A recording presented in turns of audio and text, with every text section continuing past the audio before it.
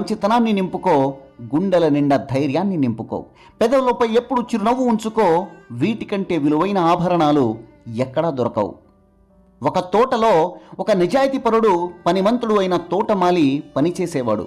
ఒకరోజు అతని అందమైన తోటలో నడిచి ఒక తోటలో ఒక నిజాయితీపరుడు, పనిమంతుడు అయిన తోటమాలి పనిచేసేవాడు. ఒకరోజు అతని అందమైన తోటలో నడిచిపోతుంటే ఒక కలుపు మొక్క కనిపించింది.